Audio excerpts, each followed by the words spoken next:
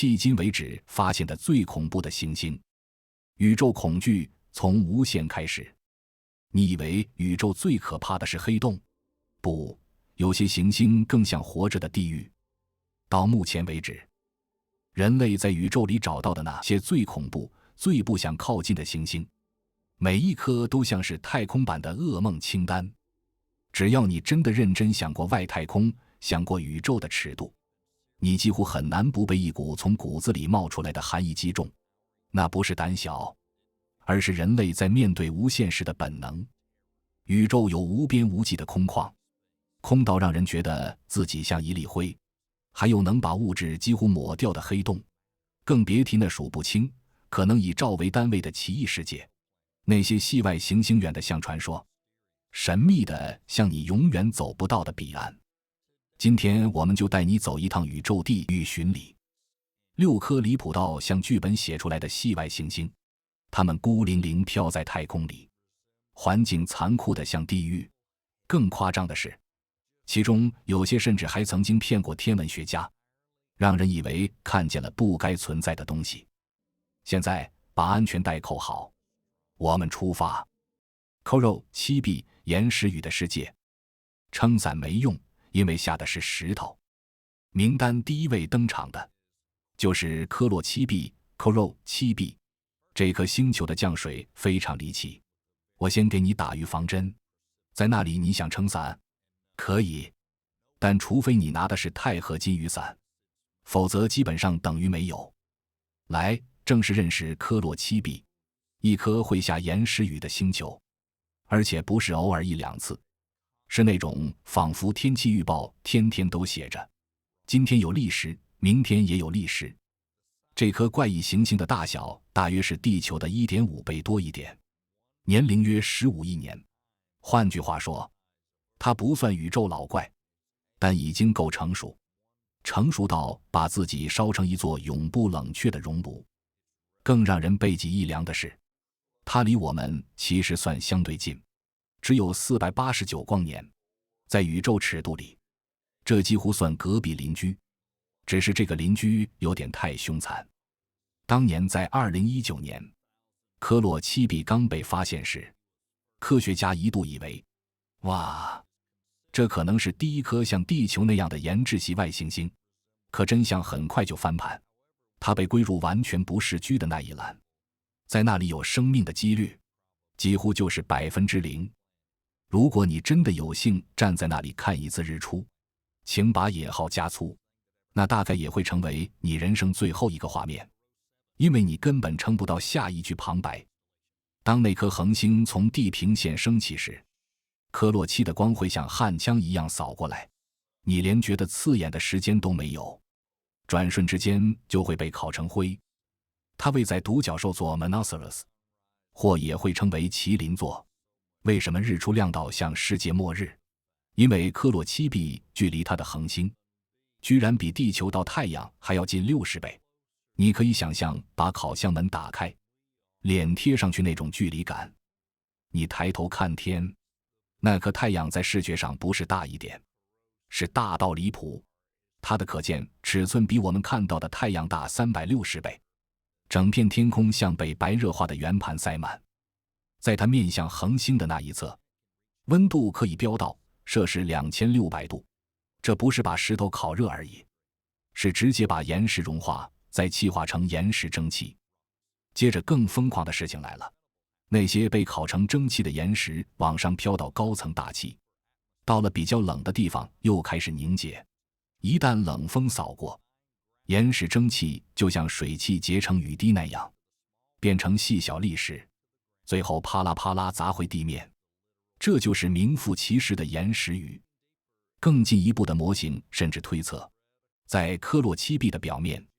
你可能找得到成片成片的熔岩海，不是几条岩浆河，而是像海洋一样铺满地表。雪上加霜的是，它很可能呈现潮汐锁定，永远只有同一面朝向恒星，那一面就像火与硫磺的炼狱，没有夜晚，没有喘息，残酷程度直接拉满。但你别以为背面就比较好过，另一侧反而冷得像宇宙冷冻库。地表温度可能低到-235°C，在那里不是被烧死，就是被冻裂。天文学家还怀疑，科洛7b的前世可能不是岩石星球，而是一颗更巨大的气态行星，体积大到可能是地球的100倍，等于曾经风光过，也曾经拥有厚厚的大气外衣。可当它越靠越近，恒星风就像砂纸一样不停刮，狠狠吹，把外层气体一层层剥掉，剥到最后只剩下一颗被扒光的大气外衣，赤裸裸的岩石内核。所以你看，这就是科洛7b曾经可能很壮观的过去，以及如今同样令人发毛的现在。它像一个被恒星折磨到变形的幸存者。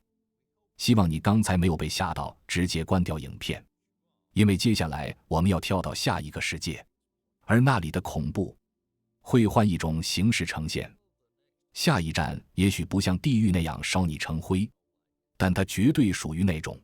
你听完只会想说，拜托千万别让我靠近的地方。G1407b 超巨型光环怪物，一颗行星带着比行星轨道还夸张的介质。因为通往 G1407b 的路上，你会先闯进一片看不到尽头的碎石与冰层海，像在穿越一座行星级的碎片工厂，到处都是危险的漂浮刀片。你很自然会把它拿来跟土星比，因为它同样带着一圈圈华丽光环，但 G1407b 的光环夸张到不像话，宽度是土星光环的200倍。土星在它旁边简直像戴了个小戒指。土星主要就那几个主环，可 G1407b 直接上到30个环，整个系统的跨度超过 1.77 亿公里。那不是装饰，那像一座自带碎片行星带的巨兽。你先别急着往下听，真的停一下，把刚刚那句话在脑子里重播一遍，因为这个尺度大到会把人的直觉直接炸掉。它的光环跨度居然比地球到太阳的距离约1亿5千万公里，约 1.2 天文单位，还要多20百分号。你没听错，一颗行星的光环竟然可以大到接近行星公转尺度。再回头看土星，最大环半径大概也就48万公里，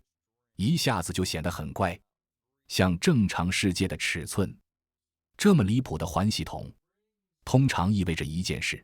曾经有卫星遭遇过大规模毁灭，被撞碎，被撕裂，碎片才会铺成这种恐怖级的光环带。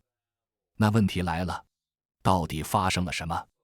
才会把一个行星系统搞到像爆炸现场一样？一个可能的答案是 G1407b 本身太重太狠，它的质量可能是木星的10到40倍，重力强到足以在附近改写命运。这种等级的天体，一旦你有卫星靠太近，就可能像被巨手扯开，重力潮汐把它撕裂搓碎，最后只能变成一圈圈碎片，乖乖排队绕着它转。但还有更戏剧化的说法， G1407b 也许根本不算行星，而是一颗卡在半路的原恒星，它没能继续演化成褐矮星，像是永远长不大的未完成恒星。也正因为它太像两种东西的混血，所以到今天，科学界对这类天体到底该怎么分类，还没有真正的共识。支持不完整恒星这派的人还会补一刀，它是绕着宿主恒星在走轨道，而不是像双星那样，两个大家伙一起绕共同的质心跳舞。这个运动方式让它看起来更像某种奇特的准恒星。更让人意外的是，这么庞大的光环看起来像能压垮一切，可它的总质量估计只有 7.34 乘以10的21次方吨，体积大到吓人，质量却不像你想象那么夸张。你一定会想吐槽，等等，这么大一圈碎片宇宙，怎么会只有这一点重量？这不合直觉啊！因为那个数字其实已经很惊人了，它差不多相当于地球质量的量级左圆括号 5.9 乘以10的21次方右圆括号。换句话说，光环虽薄，但一整圈加起来仍然是行星级的重量。你可以想象，巨 1407b 的过去很可能是一部灾难大片，其中一幕可能是它跟一颗质量介于地球与火星之间的卫星发生猛烈碰撞，那种撞击足以把天体撞成碎片云，而那场灾难留下的疤，就是光环上出现的一个巨大缺口，像唱片被刮出一道深深裂痕，明显到你想忽略都不行。也正是因为有这些缝隙与不规则，科学家才有线索一路追下去，最后才把巨 1407b 从资料里揪出来，缺口反而成了它存在的指纹。透过凌日观测法，他们不只估出光环有多大，连光环在视线中的分布位置，哪些地方密，哪些地方稀，都能推得8、9不离10，像用影子把怪物的轮廓描出来。你光是看土星环的影像就已经觉得壮观了，对吧？那种像唱片、像丝带的层次感，已经足以让人发呆好久。所以你可以想象，如果我们真的站在巨 1407b 或它某颗卫星的地表抬头看天，那会是什么景象？很可能是整片天空被巨大光环切成一层又一层的光带，壮观到让人说不出话。但那画面一定会把人震到说不出话，不是夸张，是真的会目瞪口呆，下巴都像被重力拉掉一样，整个人只剩一句：这也太不真实了吧。 PSOJ 318.5-22 宇宙最孤独的流浪行星，没有太阳也能在黑暗中发光。接下来我们把镜头慢慢拉回来一点，离地球近一些的地方也同样藏着让人背脊发凉的怪物。在离太阳大约80光年的某个角落，有一个天体堪称宇宙级孤独，因为它不像我们熟悉的行星那样有一颗太阳可以依靠。它的名字叫 PSOJ 318.5-22，听起来像一串密码，但它最精彩的地方不是名字，而是它根本不绕任何恒星公转，它在黑暗里自己飘。PSOJ 318这类天体有个特别分类，叫做流浪行星，有人也叫它孤儿行星或游牧行星。意思很直白，没家，没太阳，没有固定的归属。这些行星多半是在形成早期就被赶出家门，被重力拉扯，被行星互相推挤，最后整颗被弹飞出原本的行星系，从此只剩在无尽太空里流浪。吊诡的是，没有一颗刺眼的恒星在旁边，反而对天文学家是好事，因为少了那盏强光探照灯，我们更容易直接看见行星本身。你可以把它想成拍照，旁边如果有一颗超亮的灯泡，你什么都拍不到。但 PSOJ 318没有主人星，所以研究者可以直接测到它自己发出的光，不会被恒星光芒淹没。而它的监测主要靠的是 Pan-STARRS、PS-1 全景巡天望远镜这类扫天系统。对这种巡天来说，场景里过亮常常会造成干扰，所以少一颗耀眼恒星，反而让地球端的观测更干净。研究团队拍了数百张红外影像，结果一看吓一跳，这颗天体在资料里显得比木星大上好几倍，而且亮度也比你想象的更高，像一颗在黑暗里还会发光的巨兽。更有意思的是，它的亮度还会变，这暗示它大约每5小时自转一圈，转得超快。同时它上方可能覆盖着好几层厚薄不一的云，温度高到约800摄氏度，那不是温暖，是热到能让金属都发烫的那种热。后来另一批天文学家还用尚未在智利的欧洲南方天文台 ESO 新技术望远镜来追踪，硬是把系外天体也做出了类似气象学的推估，算是早期比较像样的外星天气预报之一。好，接下来我们来播报一段宇宙天气，这不是玩笑，真的是把它当成一颗有大气动态的世界在讲。预计今天多云，但非常非常热，可能出现速度高到好几倍音速的沙尘暴，还不排除会下熔融铁雨。对，你没听错，不是水雨，是铁被融化后像雨一样落下。那问题来了，这颗漂流巨行星到底有多年轻？它是在宇宙里流浪了多久？估计年龄大概只有1200万年。以宇宙的尺度来看，这几乎还是个婴儿级天体，年轻到还带着形成时留下的余热。但科学家其实还不敢100%确定它的身世。目前比较主流的推测有3种：第一，它可能是没长成的恒星；第二，它可能是比木星大好几倍的气态巨行星；第三，更戏剧化，它原本在某个年轻行星系里安家，结果遇上另一颗行星的重力推挤，像弹珠一样被甩出去，从此流放宇宙。一旦脱离原本系统的重力掌控，它们基本上就回不去了，只能在黑暗里飘啊飘，像宇宙里的流浪者。除非哪天刚好靠近另一个恒星系，被那边的引力拐走收编，否则就会一直孤独下去。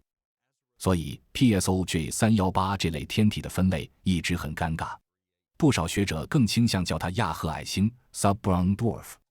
意思是它卡在行星与褐矮星之间，像是某种暂态、某个阶段性的产物。你看，最麻烦就在这里，它好像也不是恒星，也不像一般行星，更不完全符合我们熟悉的气态巨行星标准。它就像宇宙在跟我们说，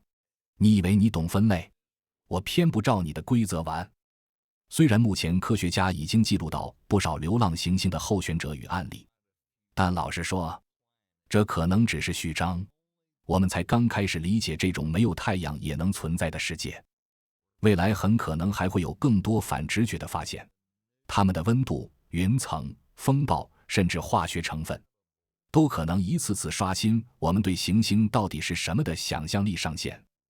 WASP-12b 被恒星撕碎的末日行星，贴着太阳狂飙，最后被吞噬。接下来更狠，我们要去看一场慢慢旋转的死亡。主角叫 WASP-12b， 一颗被科学家几乎判定注定毁灭的行星。它的结局不是可能，是倒数计时。想登上它的表面，基本不可能。理由很多，但最致命的一条是，它正被自己的恒星一点一点撕裂。行星的大气与物质被拉成长长的尾巴，像被扯碎的布条一样抛向太空。从特征来看， WASP-12b 是一颗典型的气态巨行星，而且个头不小，半径大约是木星的2倍。你可以把它想成一颗膨胀版木星。但它最疯狂的不是大小，是速度。木星绕太阳一圈要12个地球年， WASP-12b 呢？它绕宿主恒星一圈只要1天，几乎是贴着恒星在狂飙。这种贴近加高速会产生极端恐怖的潮汐力，把整颗行星拉扯变形。如果你把它当成面团，恒星的重力就像不停揉捏拉长，让它再也回不到圆球的样子。所以如果计算没错， WASP-12b 的形状更像一颗鸡蛋，而不是球，一颗被潮汐力拉到变形，还在绕着恒星拼命奔跑的蛋形巨行星。天文学家估计，它承受不了这种折磨太久，最多大约1000万年，它就会彻底解体，变成一团气体与尘埃云，最后像被吸尘器一样被恒星慢慢吞进去。更可怕的是，当它开始把物质输送给恒星时，整个系统的角动量交换会让它的轨道演化，甚至可能越转越快，像是跌进漩涡，越靠越近，越逃越来不及。以前科学家多半以为，这种物质交换通常只会发生在双星系统里，也就是恒星跟恒星互相吸走物质，行星不太会扮演这种角色。但 WASP-12b 让大家改观，它被认为是目前已证实在系外行星身上出现这种物质交换现象的代表案例之一，等于行星也能被恒星掠夺到这个程度。在这种极端重力与近距离辐射下，温度可以高到华氏4100度，在那种环境里，生命要存在几乎是不可能的事。任何我们熟悉的化学结构都撑不住。然而剧情有反转，它被发现大约5年后，哈勃望远镜用光谱方法居然抓到水的迹象。在这种像烤炉的世界，还能看到水相关讯号，这真的非常反直觉，也难怪会引起讨论。另一个更像科幻的说法是，如果它真的存在某种更深层、更高压的固态区域，那里可能富含碳，甚至可能出现石墨与钻石这类结构，听起来像宝石星球，但背后是高压高温的物理。这个推论的原因在于，它的成分推测显示碳的比例可能偏高，在高压环境下，碳就可能以更致密的形式存在，于是钻石这个词才会被拉进讨论。所以有些媒体干脆给它起了外号叫钻石星球，听起来很梦幻，但你别忘了，那里的背景是高温、撕裂、毁灭倒数，完全不是观光胜地。不过就目前较保守的看法，科学家更倾向认为，它大气中的碳多半以一氧化碳与甲烷等形式存在，而不是你想象的整颗星球都是钻石。此外，一项2012年的研究 WASP-12b 可能有一颗卫星候选体 WASP-12b1， 半径估计可达地球的 6.4 倍。如果是真的，那颗卫星几乎大到像另一颗行星，只比主行星小上约3倍，规模非常夸张。至于那颗卫星的表面到底长什么样，目前只能猜，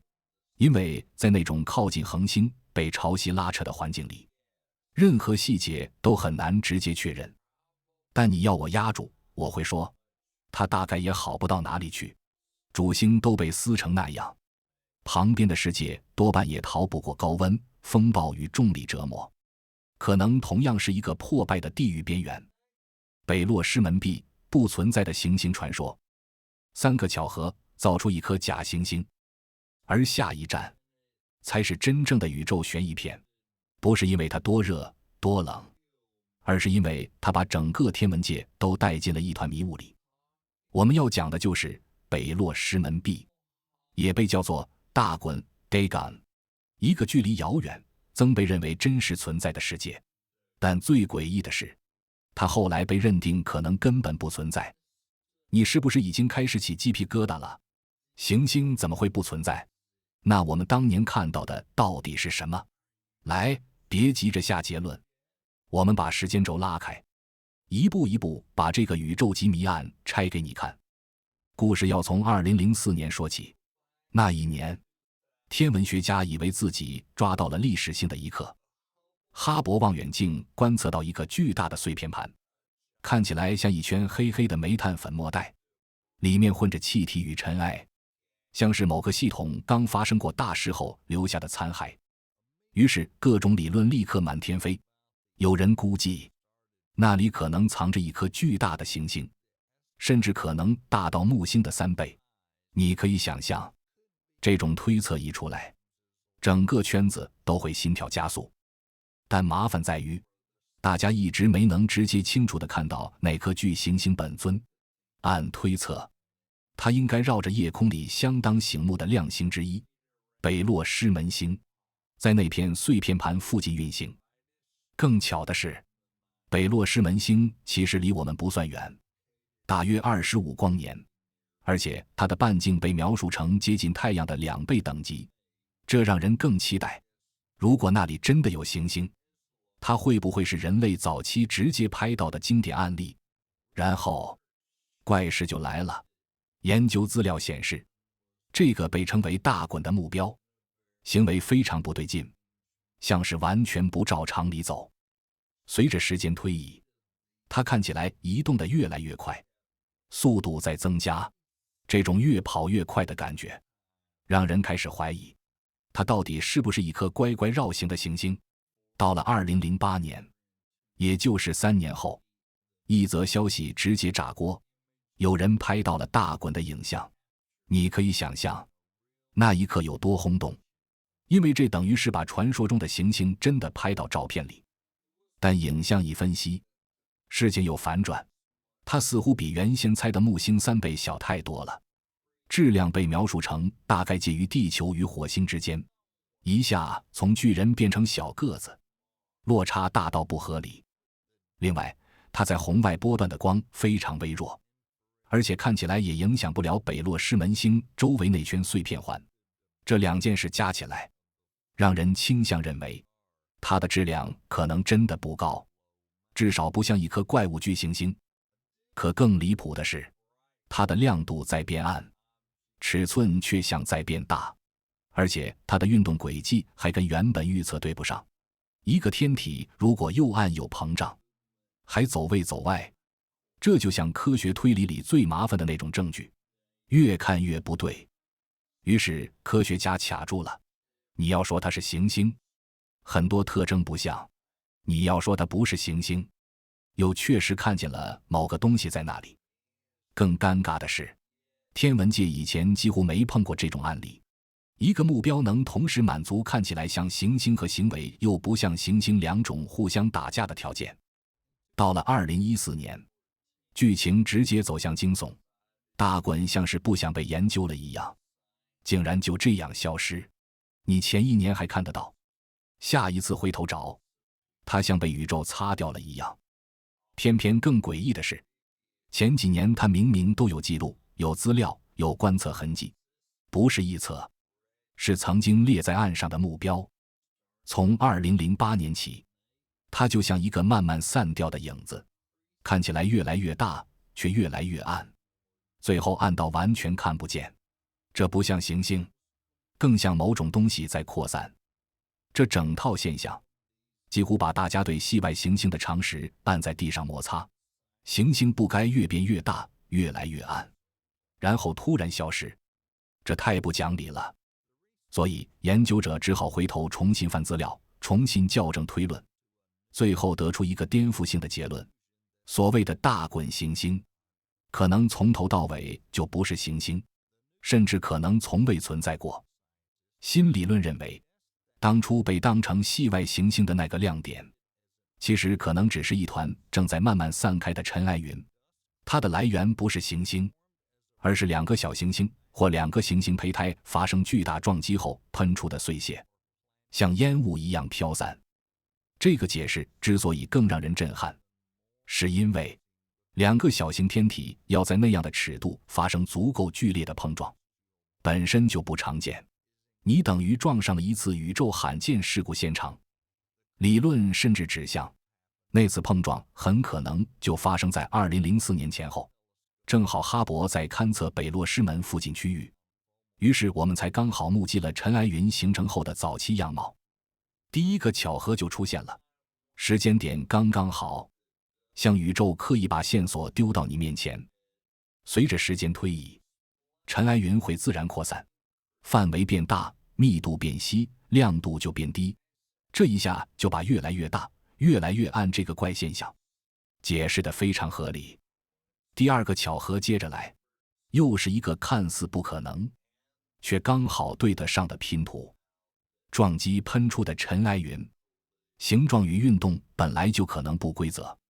所以它看起来像走偏心轨道，像路径不对劲，也就说得通了。你看到的不是一颗行星在绕，而是一团碎屑在飘。然后第三个巧合补上最后一刀，三个巧合串起来，故事瞬间从神秘行星变成误认的尘埃云。就这样，一连串不可思议的巧合把天文学家搞得又兴奋又困惑，最后竟然催生出一段大滚传说。一颗看起来不像行星，走起路来也不像行星的怪物，它不按常规绕着宿主恒星走椭圆轨道，反而像沿着失控的轨迹漂移，最后越走越远，远到消失在黑暗里。而我们其实追逐的，可能只是宇宙里一团慢慢散掉的尘。所以北落师门 B 虽然失去系外行星身份，但这不该让人沮丧，因为科学最迷人的地方，就是你敢推翻自己，敢承认我们看错了，然后更接近真相。更何况宇宙里已确认的外星世界早就多到数不清，成千上万颗正等着我们去认识。它们有的恐怖，有的荒唐，有的美的不真实。保证每一颗都能让人刷新一次想象力上限。卡普坦星系13光年外的远古世界，115亿年的时间，生命有没有机会？那既然如此，我们干脆来趟更狂的旅行，去看一颗可能带着宇宙早期记忆的行星，像是从远古一路活到今天的化石世界。这颗不可思议的世界叫卡普坦星 B，Captain B， 离我们竟然只有13光年，但它的年龄估计高达115亿年，大约是地球年龄的 2.5 倍，甚至只比宇宙年龄年轻约20亿年左右，等于是一位从远古走来的老前辈。我们震撼的不只是他老得离谱，更震撼的是，一颗岩质世界如果活了115亿年，它的表面、它的气候、它可能经历的撞击与变迁，那得累积多少故事？那几乎是一整部宇宙史压缩在一颗星球上。但重点来了，它的宿主恒星卡普坦星被归类为红亚矮星，而因为年纪太大，它的光谱亮度呈现出一种老化后的异常感，不再像年轻恒星那样耀眼稳定。这颗恒星的辐射输出比太阳少了将近250倍，质量也只有太阳的1/4左右。你可以把它想成一盏小很多，但可能更古老而敏感的红色灯泡。所以才会出现一个很反直觉的结论：这颗行星离恒星非常近，只有 0.168 天文单位，甚至比太阳到水星还近。可因为恒星本身比较暗，科学家认为它仍然可能落在所谓的宜居带里。距离近不代表一定被烤熟。理论上，在合适条件下，水面温度可能刚好落在能让水维持液态的范围。这一句话在天文学里分量很重，因为液态水常常就是生命想象的起点。估计它的两侧温差很细巨，背对恒星的一侧可能只有-50摄氏度，而面向恒星的一侧大约10度C， 一面向寒冬，一面向凉爽春天。整颗星球像被切成2种季节。这些温度、距离、恒星亮度等等参数，最后都会影响一个常被拿来做快速比较的指标 ESI 地球相似性指数。简单说，就是它跟地球像不像。卡普坦星 B 的 ESI 约 0.67， 被拿来和 K400501、Kepler-62f 这类看起来也挺有希望的行星做类比。意思是，它至少不是那种一眼就判死刑的世界，因此它也被放进寻找地外生命的潜在候选名单里。不是说那里一定有生命，而是它在条件上至少值得我们多看几眼。当然，年龄大不等于一定会有生命，这一点要说清楚。但年龄确实提供了一件关键资源：时间。时间越长，演化与化学过程就越有机会把可能性慢慢磨成现实。因为生命的诞生本来就是漫长又复杂的链条，如果地球用了45亿年才走到你现在能坐在这里看影片的程度，那么在这个115亿年级的古老世界上，哪怕条件没有完美到能养出文明，至少也可能有机会让微生物在某段漫长岁月里出现、繁衍，甚至存活过。甚至你可以大胆想象，如果那里曾经诞生过某种远古生命，它也许早就在漫长岁月里学会了沉默，只是远远地、安静地看着我们这颗年轻星球一路吵闹到今天。结语：走完这一趟，你会发现宇宙的恐怖往往不是怪物本身，而是尺度，大到让常识失效，小到让我们显得像一粒尘。一颗行星可以被恒星慢慢撕碎，一团尘埃云也能伪装成传说。而在离我们不远的13光年外，还有可能活了115亿年的远古世界。把生命有没有机会这个问题默默放在那里，等我们回答。抬头看星空，你看到的不只是光，也是我们还没读完的故事。